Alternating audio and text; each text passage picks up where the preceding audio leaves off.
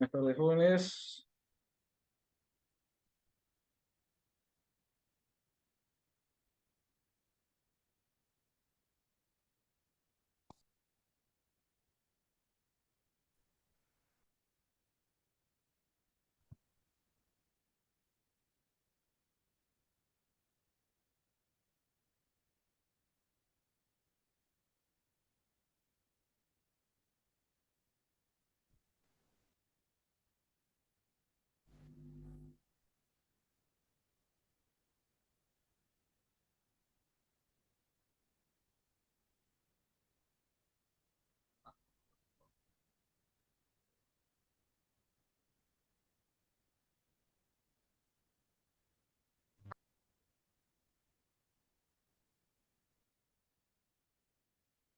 Vamos a dar un tiempo para que sus compañeros se conecten.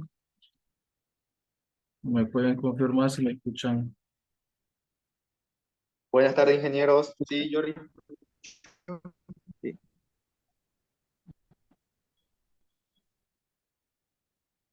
¿Cómo le está yendo con sus otras materias? ¿Están entendiendo todo? ¿Están estudiando?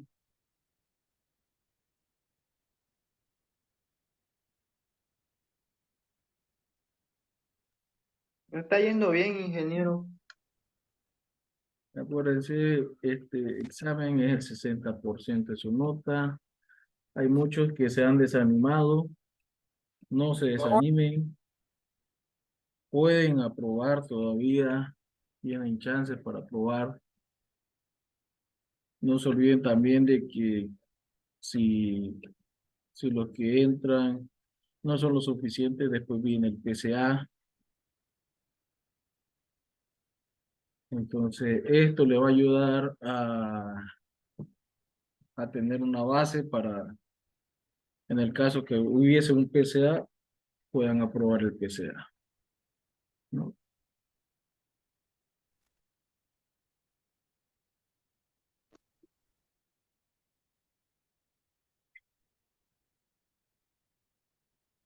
No, no desmayen, vean de que el esfuerzo que ustedes están haciendo va a tener frutos. Puede ser que ahorita hay muchos que no prueben, como veo que al comienzo de las clases éramos algo de 85, Éramos esto algo así, 89, algo así. 89, y hemos visto que en las clases ha bajado, digamos, ¿no? Hemos estado máximo hasta 58, creo que fue el día lunes. Entonces, no se desanimen, jóvenes, hay oportunidad. Si no logran pasar, va a haber otra oportunidad, sigan intentando.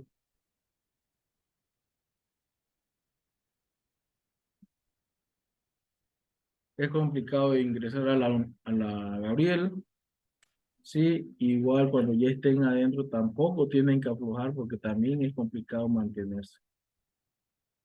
Como ya no es como el colegio donde los papás están encima de uno, ya dependen de ustedes cómo se desarrollan.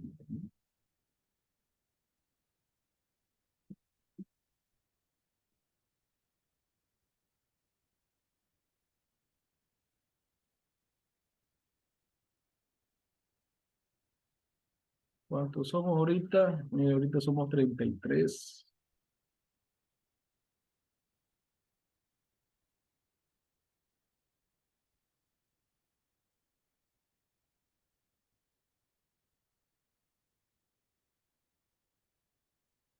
¿Cuál cree que fue el motivo de que hubieran tantos aplazados en el primer parcial?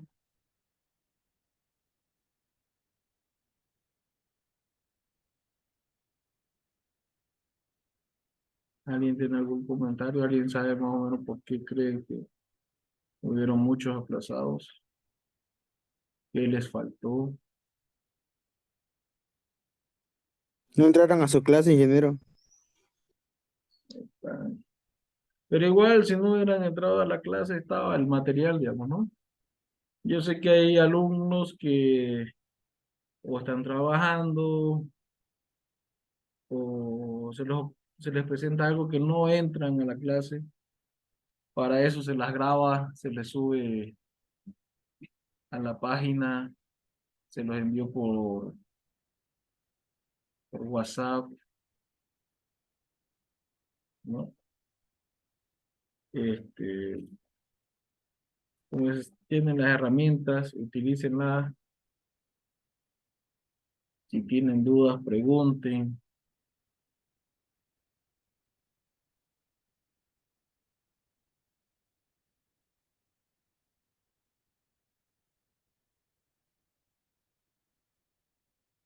Bueno, continuando con nuestro tema, con los temas que vamos a estudiar en física, entramos con el tema, la unidad número 7, que es el tema de dinámica.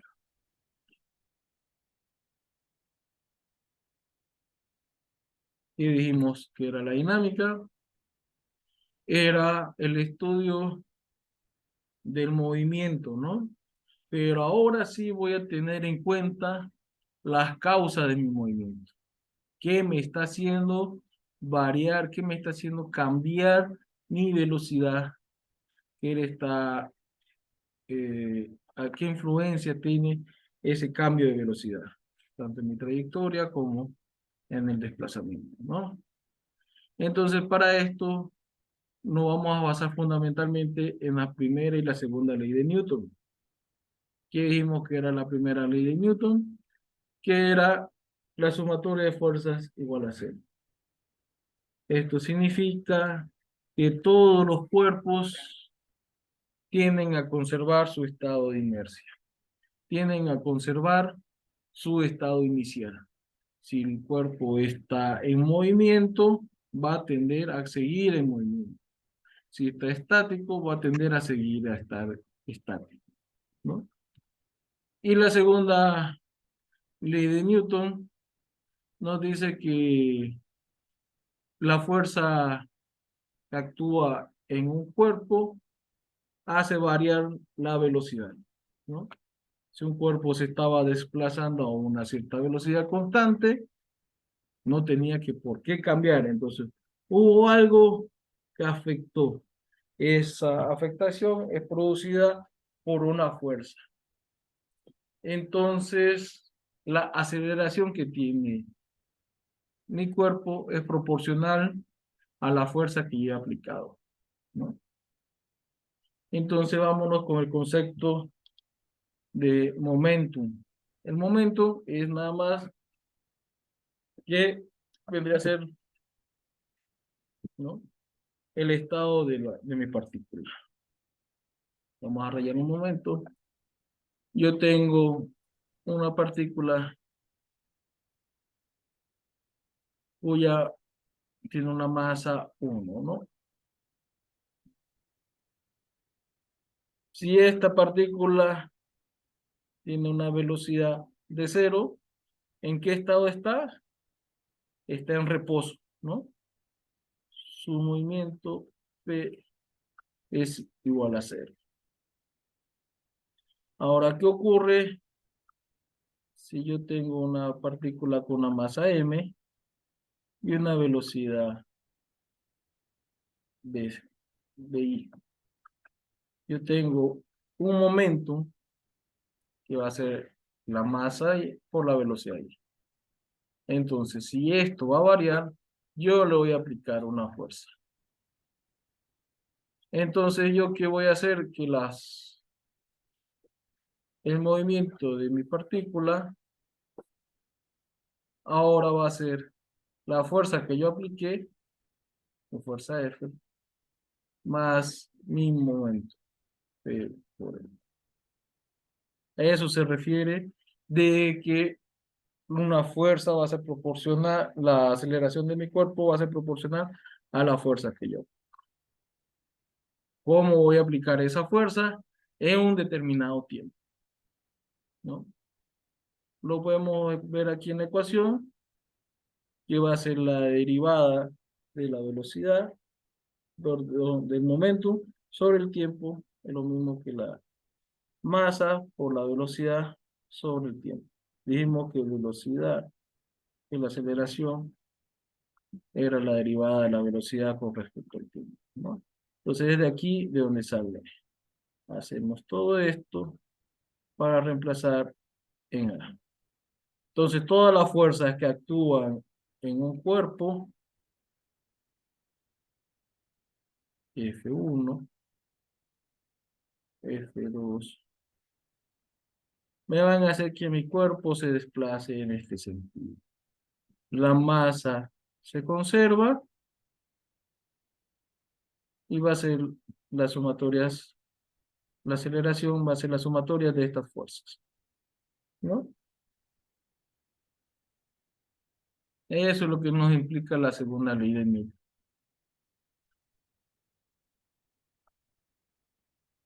Viendo esto, podemos ver que cuando un cuerpo estaba estático, ocurría una fuerza de fricción, ¿no?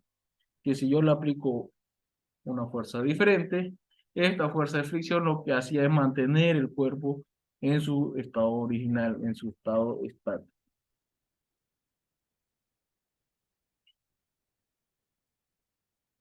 ¿No? La fuerza normal, esta normal, no es nada más que el peso del cuerpo, ¿no? El peso del cuerpo. O lo mismo que W. Y W dijimos, el peso de un cuerpo que era la masa por la gravedad. Entonces, el cuerpo de este peso con relación a las caras del cuerpo va a generar una fuerza de fricción. Mientras más grande sea el peso, más fricción va a haber. Mientras más superficie de contacto tenga el cuerpo, más fricción existe, ¿no?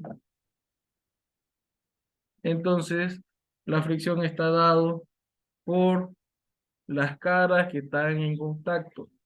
Todo cuerpo, por más liso que sea, siempre va a tener una rugosidad, ¿no? Esta caja yo la puedo representar exageradamente como si fuera así. Y el piso igual. Entonces, mientras más liso sea el piso, el coeficiente de fricción va a ser menor. Mientras más liso sea el cuerpo, el coeficiente de fricción va a ser menor. Entonces, yo puedo decir que tengo dos tipos de rozamiento, dos tipos de fuerza de fricción. Una fricción estática, que es cuando el cuerpo no se mueve, y una fricción cinética, cuando el cuerpo sí se alcanza a mover. Cuando la fuerza que yo estoy infringiendo al cuerpo lo mueve, ¿no? Eso es lo que se llama como fricción cinética. ¿Dónde está el lápiz? Una pregunta. ¿Sí? ¿Podría explicarme qué es la norma? La normal es, yo tengo un cuerpo, pero vamos a borrar un poquito. Tengo un cuerpo. Donde dijimos que este tenía un centro de masa, ¿no? Este cuerpo puede tener una partícula aquí, puede tener una partícula aquí, puede tener una partícula aquí. Entonces, para yo representar mi cuerpo sea uniforme, yo lo voy a representar que toda la fuerza, toda la masa del cuerpo está pasando por el centro de gravedad. Y esto es perpendicular, ¿no? Perpendicular por 90 grados a la superficie de contacto. Esa es la normal, ¿no? Viene a ser el peso de mi cuerpo. ¿Se acuerdan que hicimos un ejercicio donde teníamos a la persona sobre el planeta, ¿no? Donde la fuerza de reacción tenía que ser opuesta a la fuerza de acción. Nuestra fuerza de acción viene a ser la normal, que tiene que pasar por el centro de gravedad y es perpendicular al plano que yo tengo. Si yo tengo un cuerpo en un plano inclinado, la normal viene a ser a los 40, a los 90 grados de ese plano inclinado, ¿no? Va a pasar por el centro de gravedad en esta dirección. Este es mi normal. A eso se refiere. Donde yo agarro, concentro toda la masa en el centro de gravedad del cuerpo. Tiene que pasar perpendicular a la superficie de contacto con el suelo. Si tuviera una caja triangular, mi normal estaría pasando por este lado, ¿no? Este sería la normal. Que estaría a 2/3, ¿no? De esta distancia. Entonces, cuando ustedes hagan un ejercicio, tienen que considerar que la normal es proporcional el peso del cuerpo que pasa por el centro de gravedad y es perpendicular al plano sobre el cual se apoya.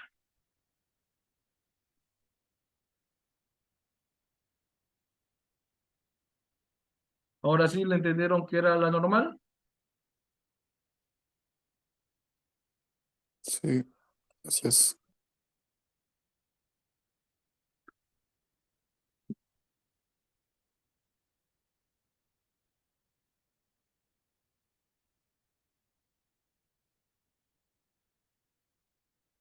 Ahora veamos los tipos de fricción que teníamos. Tenemos la fricción entre dos cuerpos sólidos, ¿no? Bueno, yo tengo una caja de madera sobre el piso.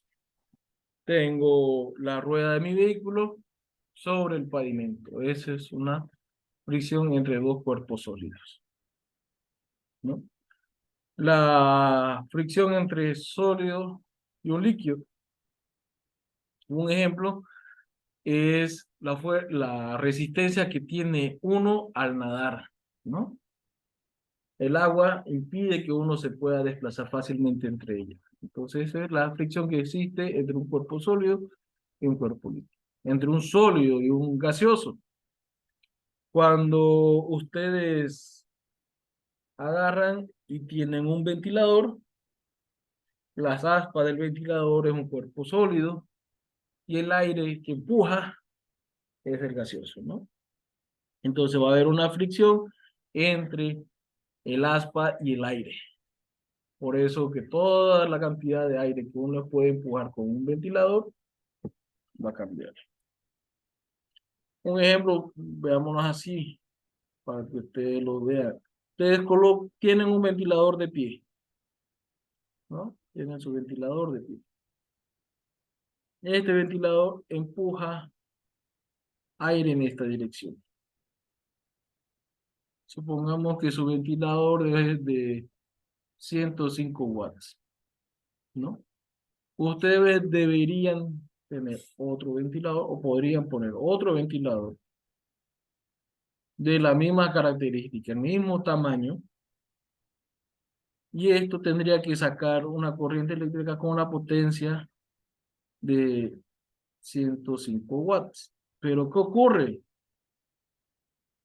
¿Qué pasa cuando ustedes ponen un ventilador frente a otro? Este ventilador va a una velocidad 1 y este otro ventilador va a una velocidad diferente, ¿no? Una velocidad 2, va más lento. ¿Y eso por qué? Porque hay una fricción entre el aire y el aspa del ventilador, ¿no? Hay una parte que se pierde entre el aire y el aspa del ventilador.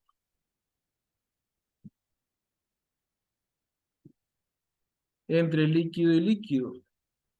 Todos han visto cuando dejan caer, ¿no? Tienen su grifo y dejan caer un chorro de agua sobre un balde. ¿Qué ocurre acá? Crea un espacio así turbulento, ¿no? Pero no atraviesa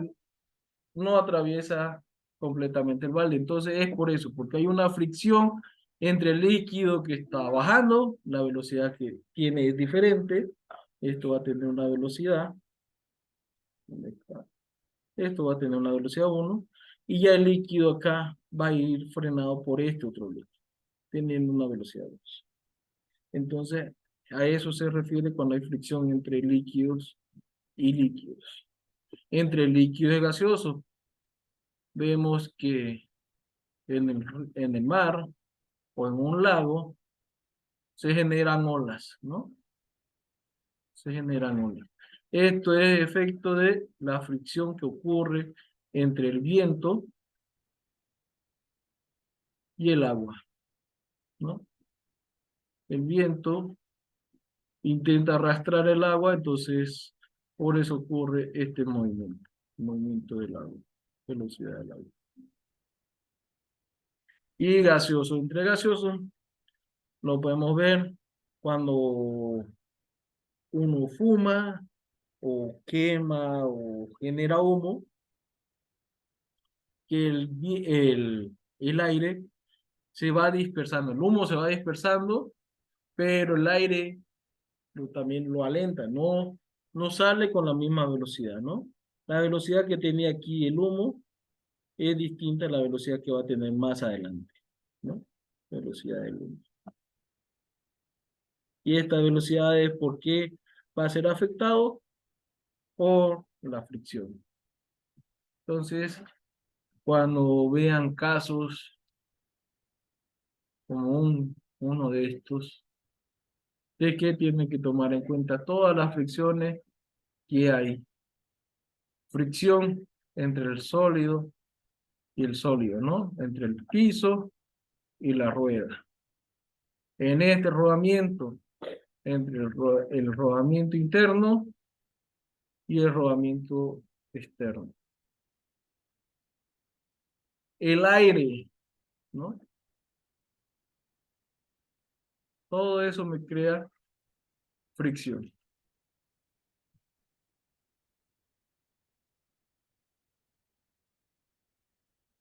Entonces podemos sacar que el coeficiente de fricción no es nada más que un número adimensional, o sea, no tiene dimensiones, por la normal. Cuando dijimos cuando era un cuerpo estático, el coeficiente de fricción se llama coeficiente de fricción estática. Cuando hay movimiento, es coeficiente de fricción cinética. Ocurre que el coeficiente estático siempre va a ser mayor que el coeficiente cinético. Si yo tengo un coeficiente de fricción, coeficiente de fricción igual a 1, ¿qué puedo decir? Que esto está estático. Si el coeficiente de fricción es menor que 1, no, esto es al contrario, menor que 1, esto es un coeficiente de fricción cinética, ¿no?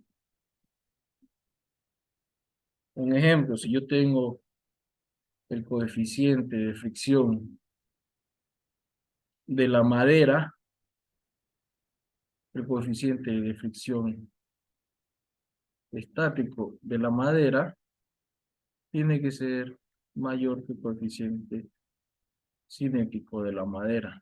Si el coeficiente de la madera era 1, es que la madera con el piso no se mueve. Y si se mueve, ¿no? El coeficiente cinético de la madera va a ser 0.0 6, ¿no? A eso se refiere. Que los coeficientes, el coeficiente de fricción estática sea mayor que el coeficiente de fricción cinética. Hasta ahí estamos bien. ¿Me entendieron? Profe, ¿y el valor del coeficiente de fricción, lo máximo es 1? ¿O también pueden ser 2 o 3? ¿O siempre va a ser 1? Máximo es 1. Si te das cuenta, esto va a ser la fuerza que yo estoy aplicando, ¿no? Sobre la fuerza de fricción. Si yo tengo un cuerpo de esta forma, mi normal, pongámosle un ejemplo. Yo le aplico a mi cuerpo una fuerza de 60 newton. Mi peso es de 7 kilogramos, ¿no? Esto para que lo veamos un poquito. Así. Esta fuerza va para este lado. Este es θ. Θ igual a 45 grados. Esto va a ser 60 newton. Esto va a ser mi normal 7 kilogramos. Entonces, ¿cuánto era mi normal? 70 newton, ¿no?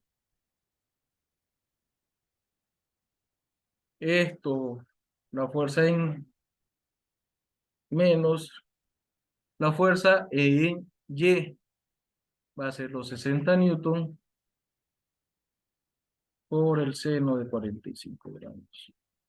Esto para que esté estático tiene que ser igual a 0, ¿no? Entonces, aquí yo ya tengo mi equilibrio en Y. O sea, no se mueve ni para arriba ni para abajo. Pero en X, yo voy a tener que va a ser mi fuerza de fricción menos, porque la fuerza de fricción va para este lado, va a ser menos la fuerza de fricción más la fuerza en X. Esto igual a 0. Entonces mi fuerza de fricción tiene que ser igual a mi fuerza en X. Si yo sé que la fuerza de fricción es el coeficiente estático o la normal, es igual a mi fuerza, a mi 60 newton por el coseno de 45.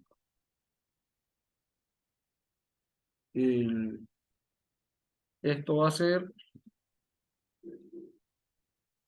mu igual a 60 newton por coseno por la normal. ¿Qué era la normal? 70 newton. Entonces este valor siempre va a ser menor que 1, ¿no? Para que sea estático, mejor dicho, estático tiene que ser igual a 1, ¿no? Para que sea cinético tiene que ser menor a 1. No voy a encontrar un coeficiente de fricción mayor. Si le dan un coeficiente de fricción igual a 1.5, esto es un dato falso. Ese es un dato falso. No existe coeficiente de fricción mayores a 1. Si lo podemos ver por otra forma, esto es así, ¿no? Este es el piso. Va a ser mi velocidad a la que yo estoy moviendo mi cuerpo menos la velocidad que estoy moviendo el piso en relación, ¿no? Y es una división. El coeficiente va a ser una división entre mi velocidad aparente sobre la velocidad real. Lo que yo quería llegar a empujar, la velocidad que yo tenía que haber empujado mi cuerpo sobre la que realmente está ocurriendo, ¿no? Siempre, si ustedes aplican una fuerza hacia este sentido, esta fricción me va a reducir. Esto va a quedar una fuerza hacia este sentido de valor menor, 2, y esto va a ser 1, donde la fuerza 1 va a ser mayor a la fuerza 2, ¿no? O si yo me estoy moviendo a una velocidad, pero algo me lo frena, voy a tener una velocidad final menor, ¿no? Entonces siempre el coeficiente de fricción va a ser menor a 1, ¿no? O sea, el coeficiente si es estático es igual a 1 como valor máximo, y si es cinético va a ser menor a 1 pero mayor que 0. Porque si también es igual a 0, no tengo nada de fricción.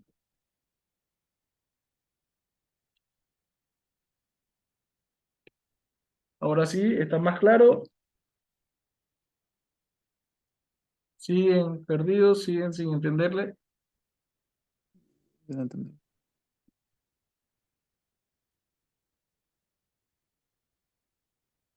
Hablemos entonces del trabajo. El trabajo viene a ser nada más que la aplicación de una fuerza por la distancia. El producto de la fuerza por la distancia, ¿no? O cuando ocurre un trabajo, cuando yo estoy aplicando una fuerza y el cuerpo a la que yo le aplico la fuerza se desplaza. Si el cuerpo está estático, yo le aplico una fuerza, no existe trabajo, ¿no? Porque no hubo un desplazamiento. Ahora, ¿qué ocurre si, ¿no? Yo tengo el cuerpo, está acá, y le aplico una fuerza en este sentido? Si hay una diferencial de X, o mejor dicho, X sub 0 y X, hay este desplazamiento, yo puedo decir que hubo un trabajo. Si no hay desplazamiento, no hay trabajo, por más que yo esté aplicando la fuerza. Ahora, ¿qué ocurre? Si yo tengo este cuerpo, yo le estoy aplicando una fuerza en este sentido. Y el cuerpo aparece en este otro lugar mágicamente, ¿no? ¿Por qué digo mágicamente? Porque no hay ninguna fuerza que me lo hubiera cambiado de posición. Entonces aquí tampoco existe trabajo. Aquí no existe trabajo. Aquí no existe trabajo, lo vamos a poner así. Las fuerzas que ejercen trabajo son las fuerzas que pasan por el centro de gravedad. Las fuerzas que ejercen trabajo son las fuerzas que van paralelo al desplazamiento. Paralela al desplazamiento. Ahora, ¿qué ocurre si yo tengo una fuerza como la tienen en la gráfica? Yo esto lo voy a descomponer en una fuerza en Y y una fuerza en X, ¿no? Una fuerza en Y en este sentido y una fuerza en X en este sentido. Si esta caja cambió de posición, hay un trabajo. ¿En qué dirección? En dirección de X, ¿no? Entonces el trabajo que yo tengo va a ser la fuerza en X por la distancia. ¿Cuál era la fuerza en X? La fuerza por el coseno de tita, ¿no? El ángulo tita.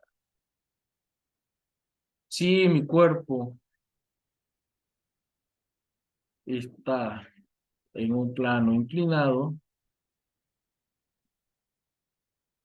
¿no? Yo tengo esta fuerza. ¿Qué voy a tener? Voy a tener un desplazamiento en Y, ¿no? Una fuerza en Y, una fuerza en X. Entonces voy a tener, para llegar hasta acá, un trabajo en X y un trabajo en Y. Este sería el caso más general, digamos, ¿no?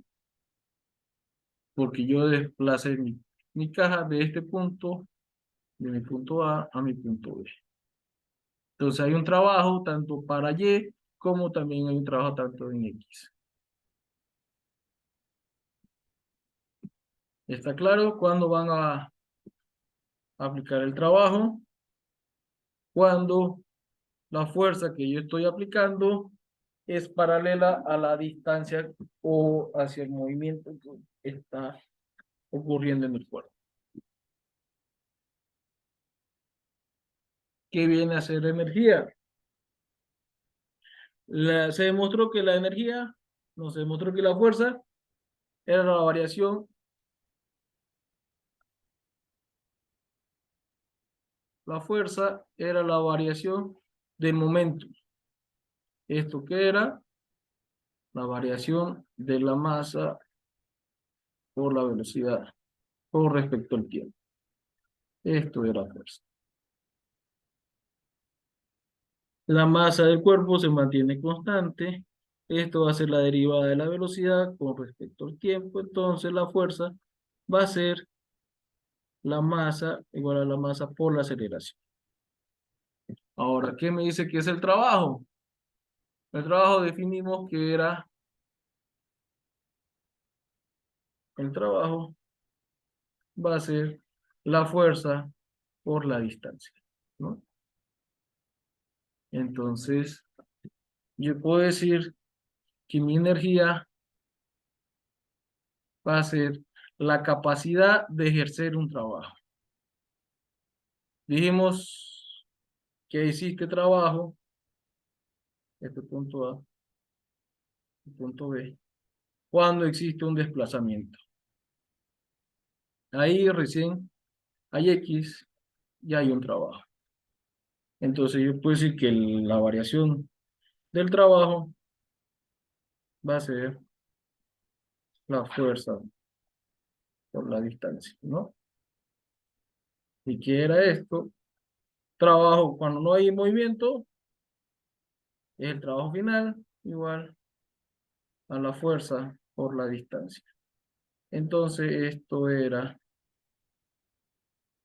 la masa por aceleración por la distancia. La cantidad de energía es la capacidad de poder hacer este trabajo. Otro concepto que tenemos que ver, que la energía no se crea ni se destruye, solo se transforma.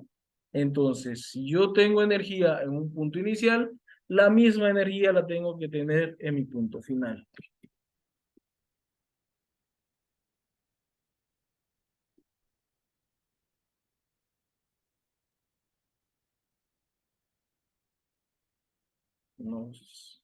Nos fracciona el lapicito.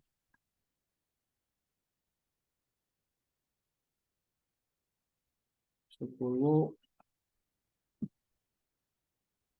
Ahora sí.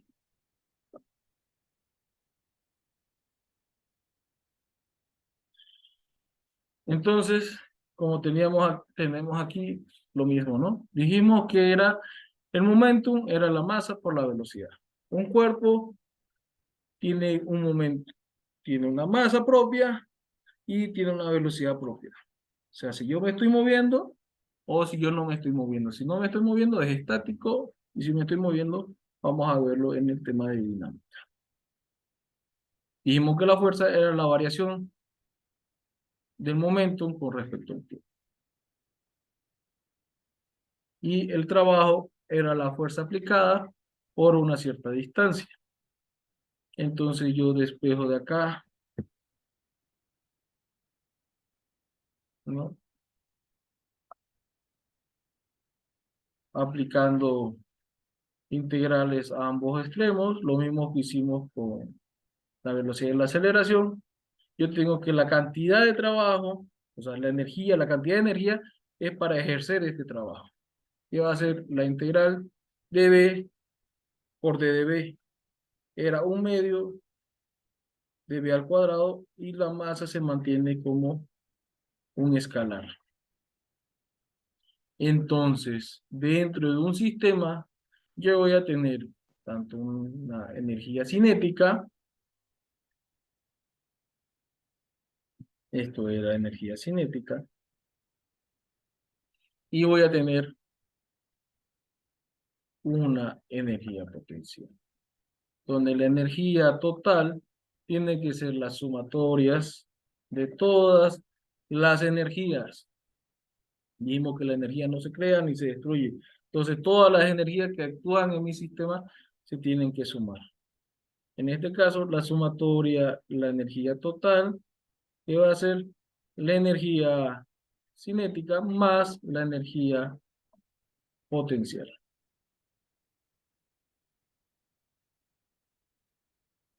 Deduzcamos lo que vendría a ser la energía cinética.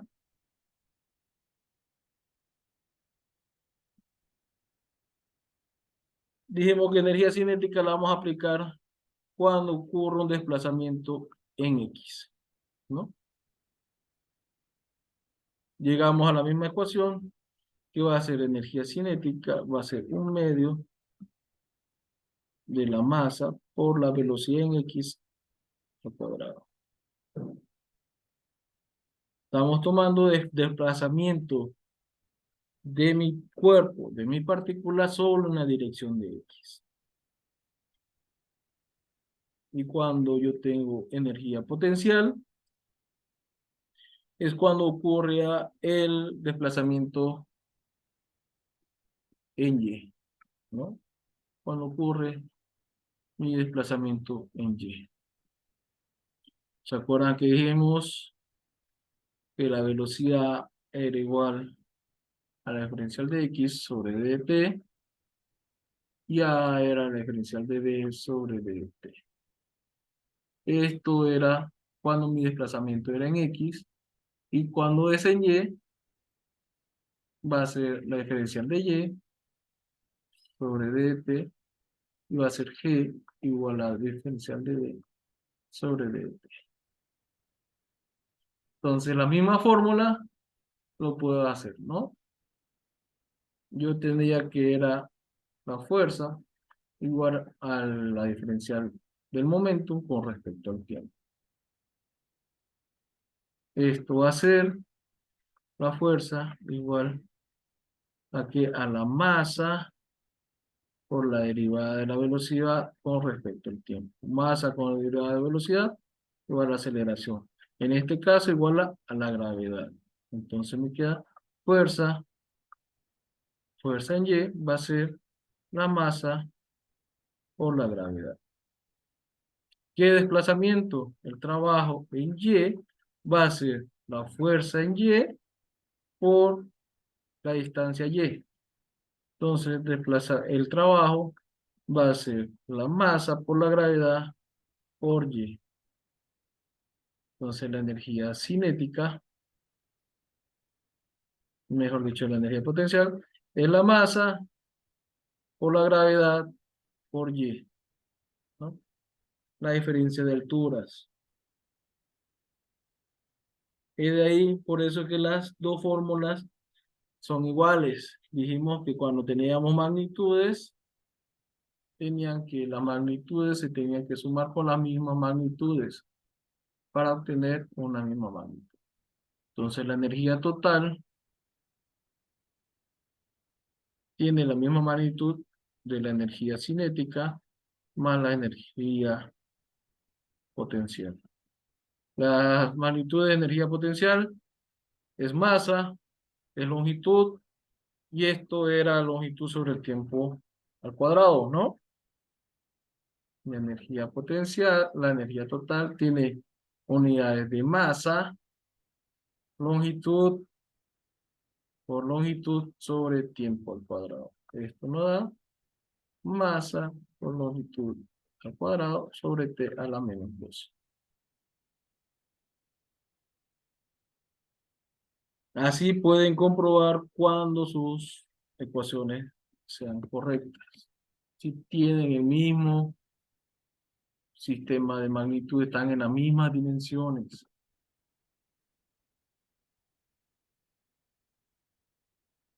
Ahora hablemos de la potencia. La potencia no es nada más que la diferencial del trabajo con respecto al tiempo, ¿no? Entonces yo tengo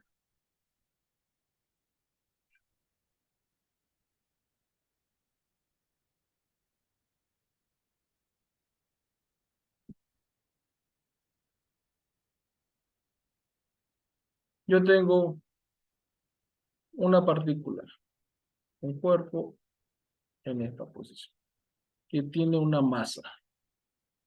Esta partícula va a tener un movimiento así, un momentum, que va a ser la masa de mi partícula por la velocidad que lleva.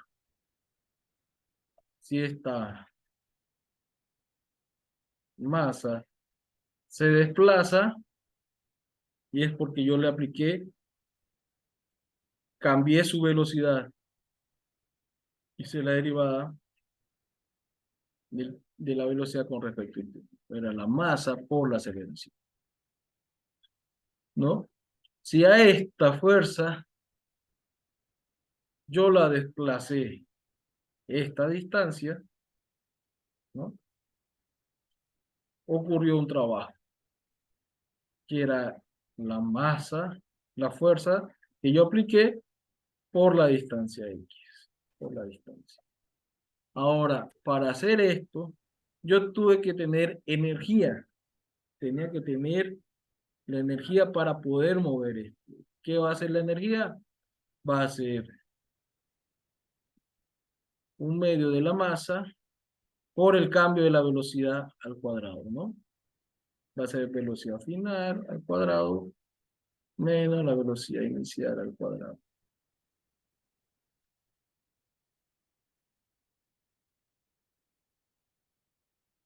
Si ustedes se dan cuenta, qué tan rápido yo puedo hacer este trabajo, lo voy a llamar potencia. Y va a ser la derivada del trabajo con respecto al tiempo, ¿no? En este caso, yo sé que trabajo en la fuerza por la distancia,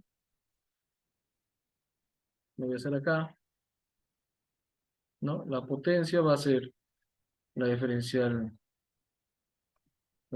de el trabajo sobre el tiempo.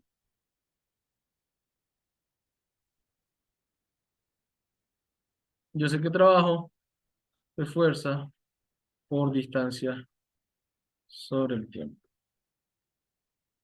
Esto que era la fuerza, era la masa por la aceleración por la distancia sobre el tiempo. Sobre el dt, ¿no? Esto, si ustedes se dan cuenta, dt,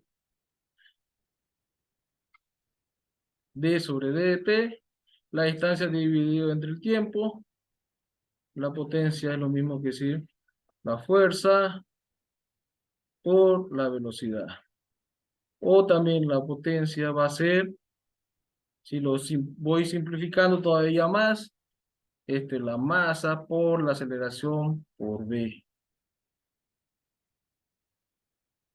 Esto es la masa por la derivada de v sobre d de t por v.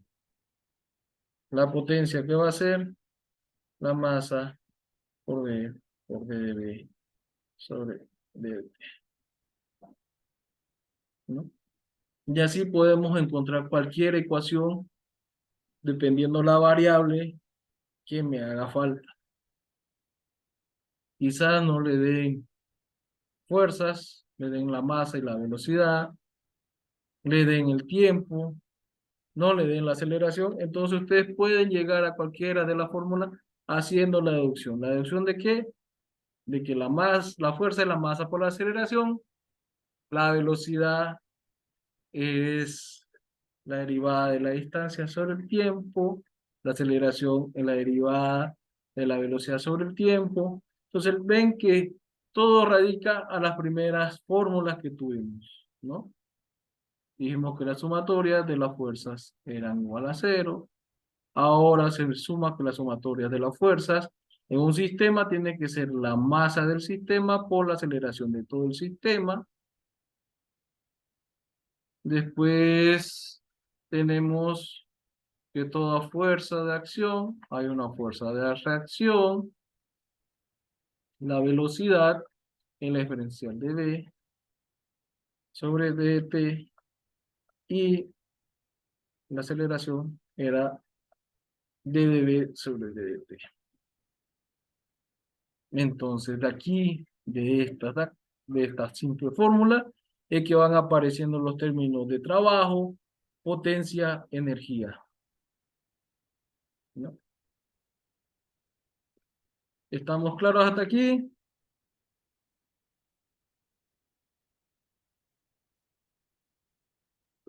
Jóvenes, ¿vamos bien? ¿Se han perdido? Disculpe, ingeniero, no entiendo ¿Qué? muy bien por qué pone esa D. Esta de acá, Es esta que de usted acá. a veces va resolviendo la fórmula y pone D Ah, y ya. no entiendo dónde sale la D. Lo que pasa es lo siguiente. Cuando yo agarro, voy a poner esto así. X sub 0, X, ¿no? Esto va a ser minúscula y esto va a ser mayúscula. Yo sé que X va a ser X minúscula menos X sub 0, ¿no es? Esta distancia es la diferencia en mi distancia inicial, o sea, mi distancia final menos la distancia inicial. Yo puedo decir que esta diferencia es delta de X. ¿Han visto este símbolo? Delta. ¿En alguna fórmula han visto este símbolo? Ese ejercicio que está hecho. ¿No? ¿Acuerdan? Hicimos un delta de T, que era T final menos T inicial, ¿no? Esto lo aplicamos, o por lo general se aplica cuando son unidades muy grandes, ¿no? Dijimos que esto lo podíamos ir dividiendo en pedazos, o pedazos demasiado chiquitos. Cuando hablamos de pedazos muy chiquitos, en vez de colocar delta de t, yo puedo colocar d de t. Esta d es lo que me dice su compañero que no entiende. Esta d es la derivada, ¿no? Es derivada. Es el símbolo de la derivada. Entonces yo puedo decir x va a ser la derivada de x, ¿no? ¿Cómo tengo que eliminar esto de x? Integrando para que me quede desde x hasta x sub 0, ¿no? Para eliminar esta d, tengo que aplicar la integral. Aquí, para eliminar esta d, tengo que aplicar la integral. Integral, y esta es derivada.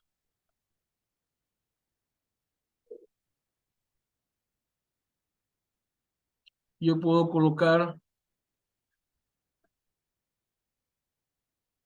para diferenciarlo, va a ser ¿cómo que se llama? El momentum, la masa por D. La diferencial del momentum con respecto al tiempo va a ser la masa por delta V sobre el delta T. Y lo mismo que yo estoy haciendo cuando le coloco dB sobre dt. ¿Qué es lo que pasa? Por comodidad o por simbología, a veces usamos este de acá, o yo uso mayormente este de acá, ¿no? Pero vienen a hacer lo mismo. Mejor dicho, el delta de P es igual a la masa por el delta de B sobre el delta de T, ¿no? Y si yo integro esto, esto me daba fuerza. Esto era la masa o la aceleración. Delta T, ¿no? Es por simbología.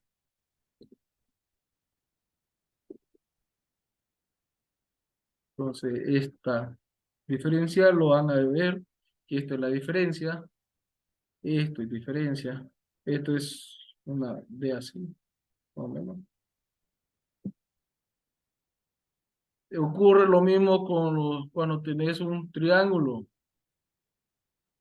A este ángulo, ¿cómo lo llamás? Tita, ¿no? Pero este triángulo, yo lo puedo llamar el ángulo alfa o el ángulo beta. Lo mismo que dijimos cuando el coeficiente de fricción, el mu de fricción estática, yo este mu no me gusta, me confundo, yo puedo ser coeficiente de fricción estática, ¿no? Pero ¿qué ocurre? Para poder identificar algún símbolo en alguna ecuación de física, alguna ecuación de matemática, se le ha dado ciertos nombres para ciertos elementos. Entonces, por eso que yo le coloco que la velocidad era el d de x, la diferencia de x con dividido la diferencia de t. La de x sobre delta de t. Vimos que el delta de t se podría confundir con el delta de temperatura. Entonces, por eso es que yo manejo estas simbologías para no confundirlos. Por eso, en vez de d, le ponemos x, porque el desplazamiento lo estamos colocando en el eje x, ¿no? Yo esto lo estoy reemplazando por fuerza por x. La masa por la aceleración por x. Igual ocurría cuando trabajamos caída libre, que en vez de poner la velocidad en y, perdón, sí, la velocidad en y, era el d de y sobre el d de t. En los libros van a encontrar h, entonces tendría que ser esto, d de h sobre d de t, o el delta de h sobre d de t. El delta en delta de t. Entonces, para no confundirnos, este delta de t yo lo sumía delta de t en temperatura, cambio de temperatura. Pero este d de t era el cambio de tiempo.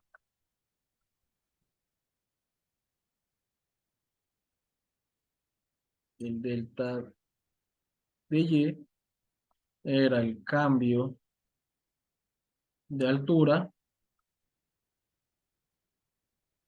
y el delta de H es el cambio de altura. Este delta de H van a ver que en otro ejercicio, en el tema de hidráulica, aparece. Y ya lo vamos a ir asumiendo este término.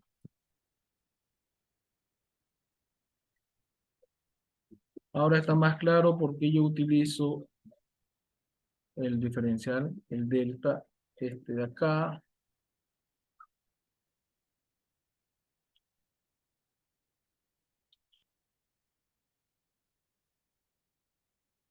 Este símbolo, ¿no? ¿Sí? ¿Quedó claro? Sí, sí, ingeniero, gracias. Por eso, miren que venimos viendo el tema de cinemática y en el tema de cinemática no hubo ese interrogante. Entonces, si igual, si aparece algún término que ustedes no les entienden o por qué se utiliza, yo se los voy a explicar.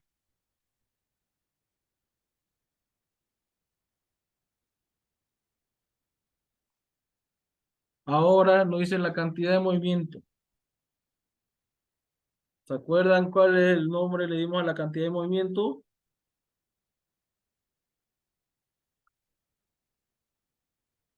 Cantidad de movimiento, ¿se acuerdan? ¿Qué nombre le dimos? Lo expliqué en este tema, ahorita, no hace mucho.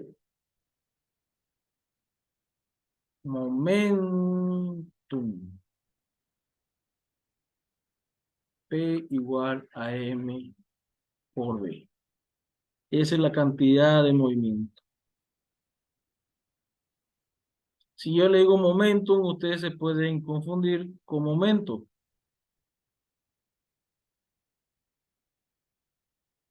Que era la fuerza por el radio, ¿no es? Por R. Si ustedes se dan cuenta, esta misma fuerza por R podía ser el trabajo, que era fuerza por la distancia, ¿no? Esto, su símbolo es MO. Y esto, su símbolo es W. ¿Qué otro elemento tenemos con el símbolo W?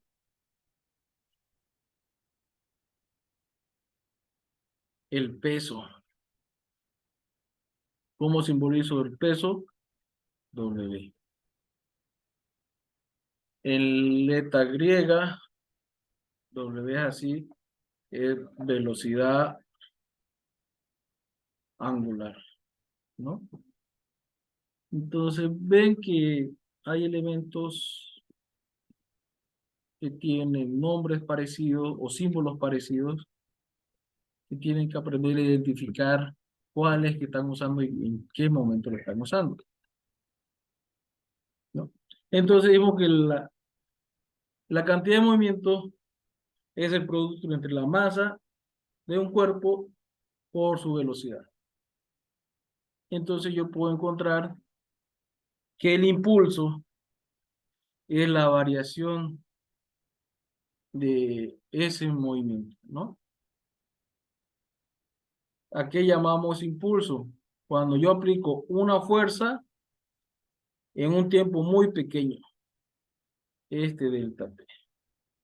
Impulso va a ser la fuerza por el delta T. La diferencia del tiempo. Cuando el tiempo es muy pequeño, yo aplico una fuerza. O sea, estoy aplicando una fuerza en este sentido en un tiempo muy chiquito. Y luego, ¿qué va a pasar? Yo voy a soltarlo. A eso llamo impulso. Entonces, ¿qué ocurre? El cuerpo que yo impulse va a conservar la cantidad de movimiento. ¿Qué cantidad de movimiento? La cantidad de movimiento que tenía inicialmente ¿no? En este caso, P inicial más el impulso. Esa es mi cantidad de movimiento final. Mi P inicial es mi masa, mi velocidad inicial, más la masa por la velocidad.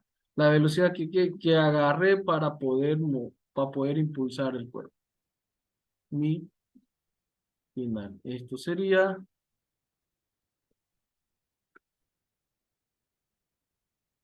masa, ¿no? Por velocidad inicial más velocidad final.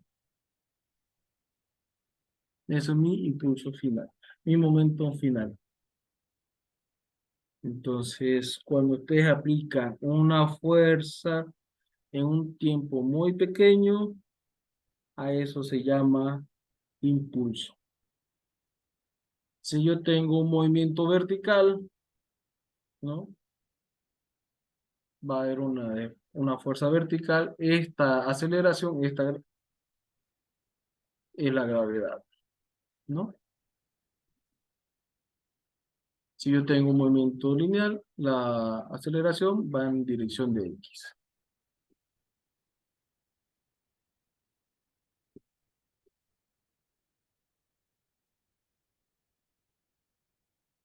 Y ahora viendo otro tema, sería el tema de choques.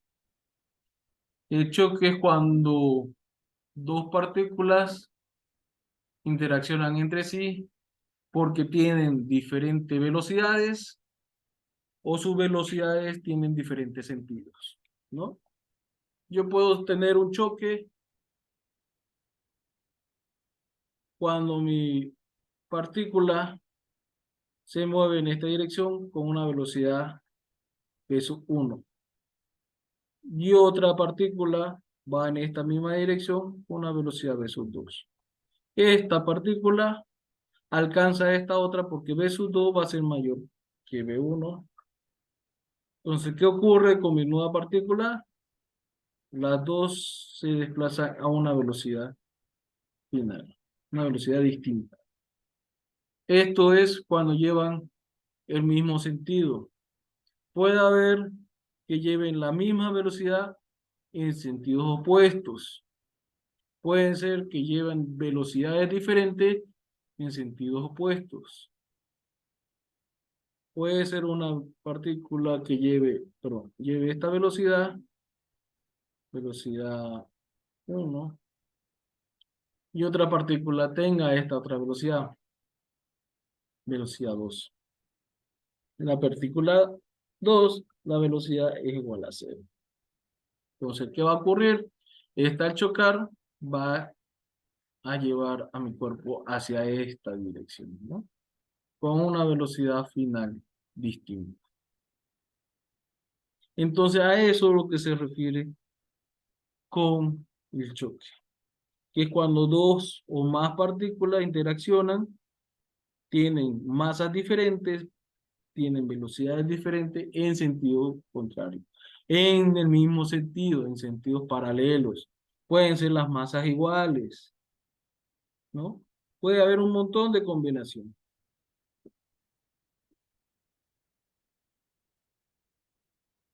Entonces, yo si quiero encontrar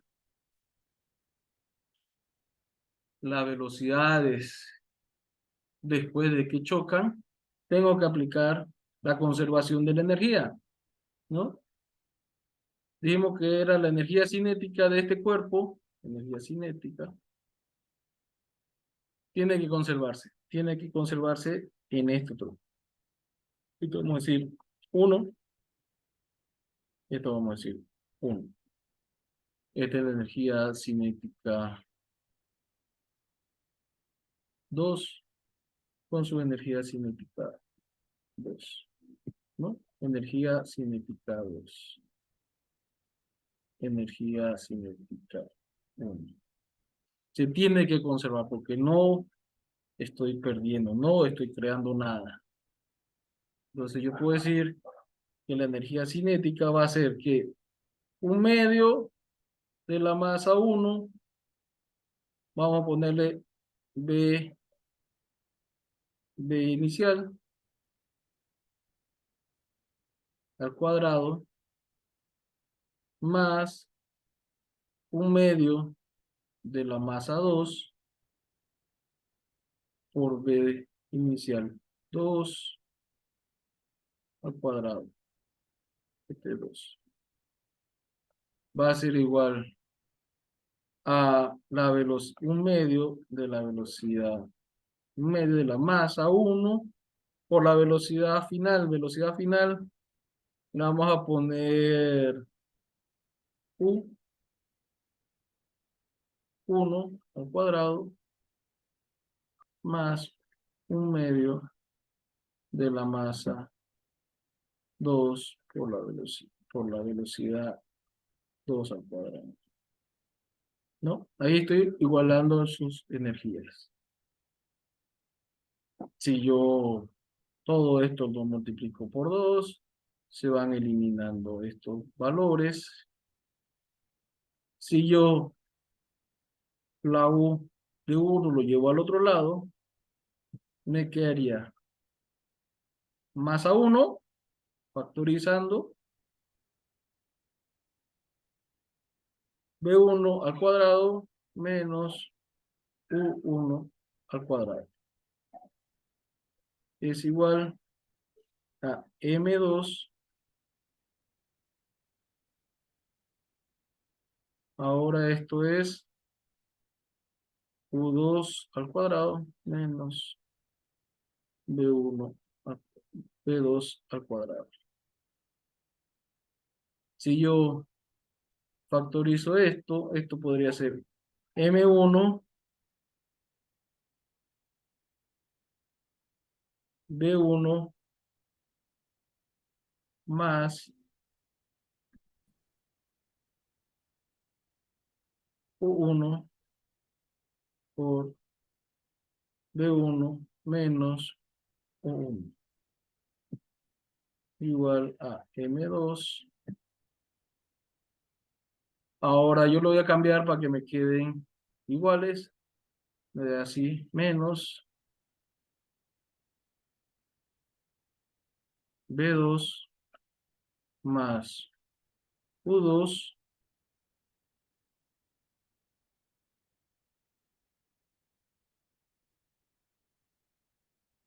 esto era, pero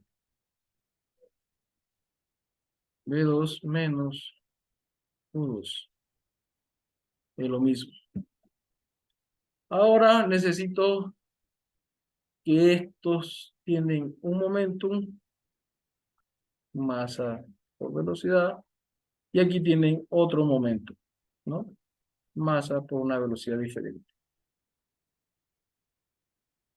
Yo puedo decir que la masa 1 va a ser, en este caso, B1 más U1 igual a M2 B2 más U2. Esto lo vamos a decir A y esto B. Entonces yo puedo encontrar mi ecuación A sobre B es igual a que a todo este término dividido este otro. Si yo lo divido, esta componente con esta componente se va, esta con esta se va, esto se va y esto me quedaría en B1 menos U1 es igual a menos B2 menos U2. A esto, ¿yo qué lo llamo? Coeficiente de reestructuración, ¿no? O sea, si un cuerpo se deforma, lo vamos a llamar un cuerpo que es plástico, ¿no? que su reestructuración es menor a cero. Si un cuerpo se choca y no se deforma o vuelve a su posición inicial, vamos a decir que su reestructuración es igual a 1 y es un elemento elástico, ¿no? Vuelve a su posición inicial. Entonces, el coeficiente de reestructuración puede ser elástico o plástico, ¿no? Plástico cuando se deforma completamente y elástico cuando vuelve a su posición inicial. Pero en este caso, también podemos decir que hay un coeficiente semielástico. Cuando una pelota, un elemento, rebota de una pared con la misma velocidad, con la misma distancia, era elástico. Y si es semielástico es cuando su velocidad va a cambiar. ¿Qué velocidad? Esto es la velocidad de llegada y esto es su velocidad de salida, ¿no? Entonces, esto yo quedaría que mi coeficiente de reestructuración es menos P2 menos U2 sobre B1 menos U1.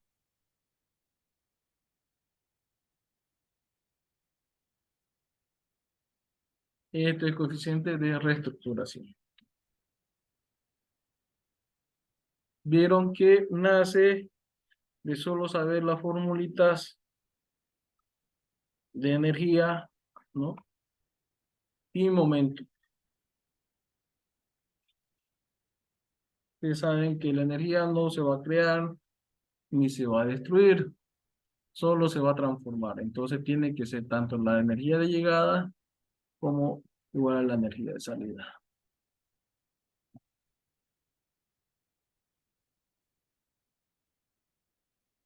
Aquí está lo que digamos con el coeficiente de reestructuración.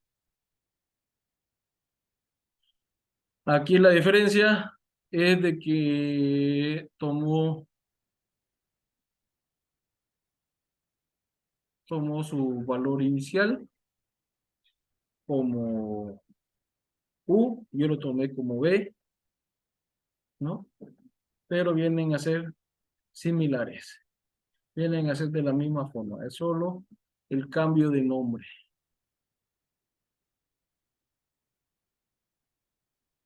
Y ahora podemos ver Disculpe, algo que no entendí era qué es la U.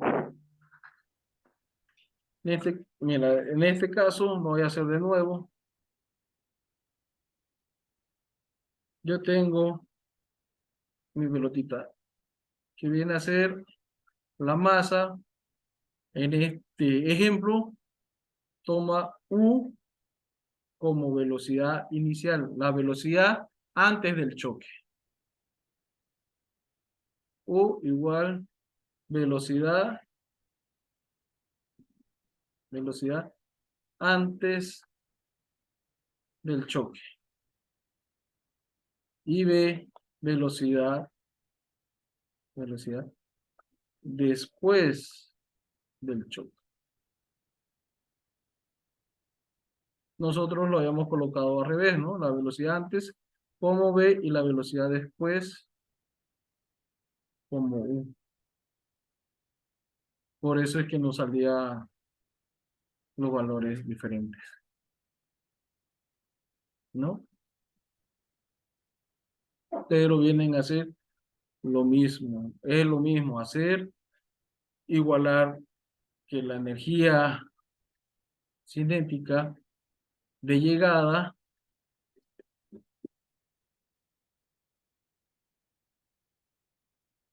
ya no pinta esto. La energía no quiere.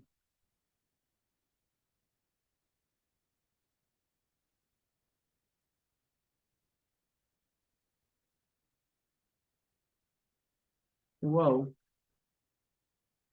No quiere reaccionar mi pizarra.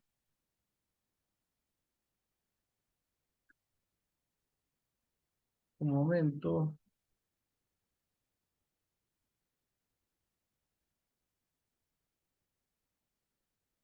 Ahora sí.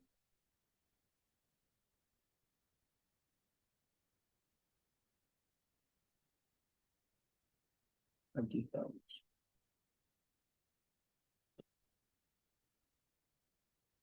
La energía cinética antes del choque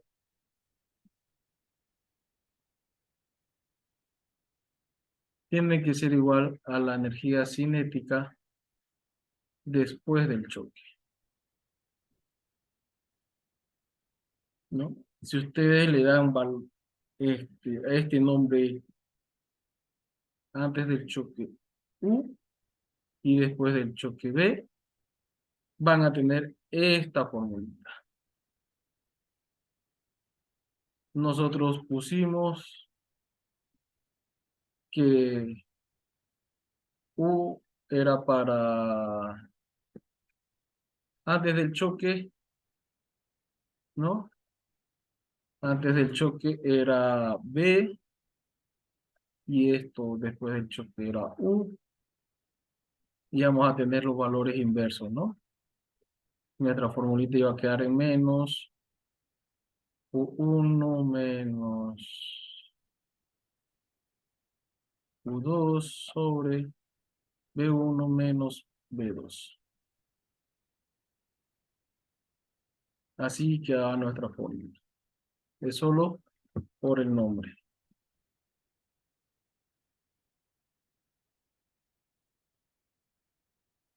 ¿Ahora entendieron por qué era U y por qué es B?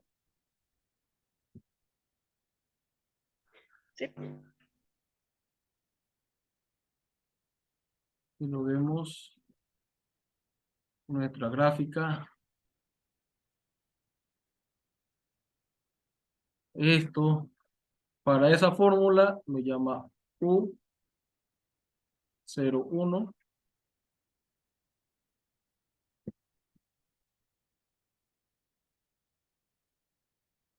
U02. B01, B02, ¿no? 2. Esto es lo que está haciendo.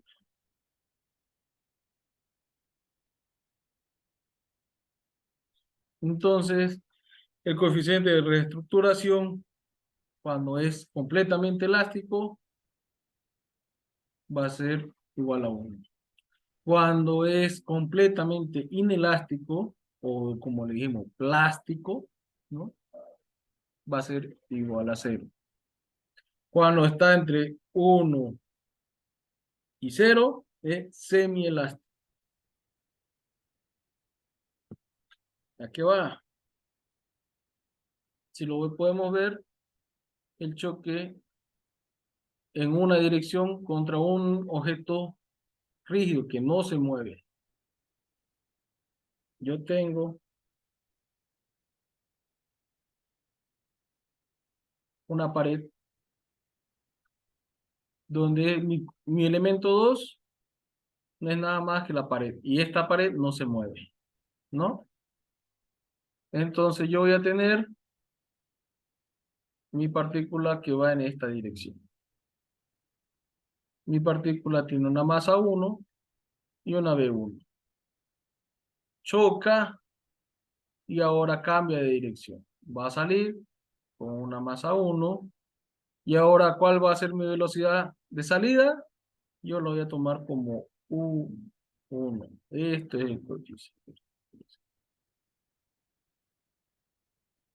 Si el coeficiente de reestructuración es mayor que 0, pero menor que 1, yo puedo decir que B1 va a ser mayor que U1, ¿no? A esto se refiere. Yo lanzo una pelota, choca contra la pared y después la pelota va a viajar más despacio. Va a ser más lenta, ¿no? Si yo lanzo un objeto al piso, ¿no?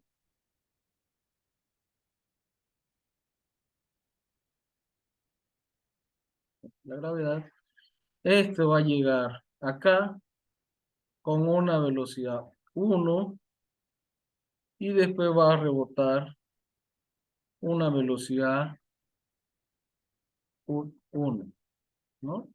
¿Con qué velocidad? Si el coeficiente de reestructuración es menor que 1 y mayor que 0, B1 va a ser mayor que U1.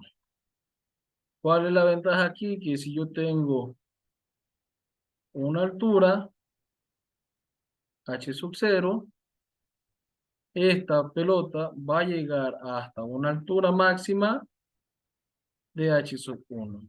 Y es de aquí de donde sale las formulitas. Si ustedes se dan cuenta, aquí igual toma que la velocidad inicial va en función a la gravedad positiva, ¿no?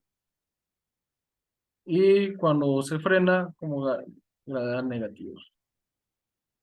Como que la velocidad va a tender a frenar, la aceleración va a tender a frenar mi pelota.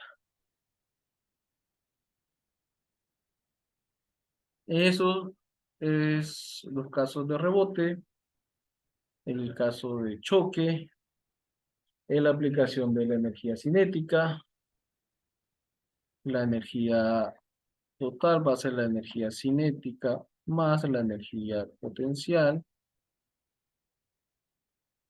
La energía total va a ser igual a 1/2 de la masa por la velocidad al cuadrado más la masa por G por H,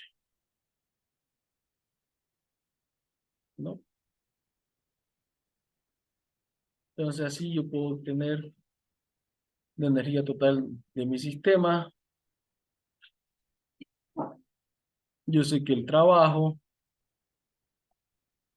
va a ser la fuerza que yo aplico por una cierta distancia, siempre y cuando la fuerza que aplico sea paralela al desplazamiento, ¿no? Para que no nos confundamos, el trabajo va a ser la fuerza por X. Cuando la fuerza va a ser paralela a X.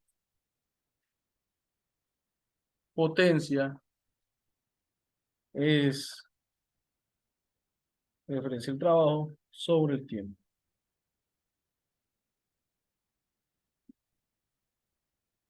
La segunda ley nos dice que si yo tengo un sistema, la sumatoria de fuerzas del sistema va a ser igual a la masa o la aceleración del sistema.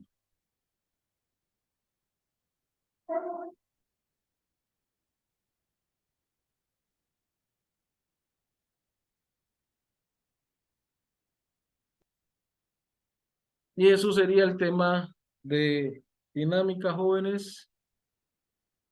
El día de mañana vamos a ver la aplicación, los ejercicios.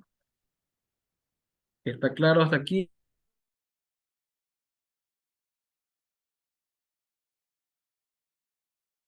Sí.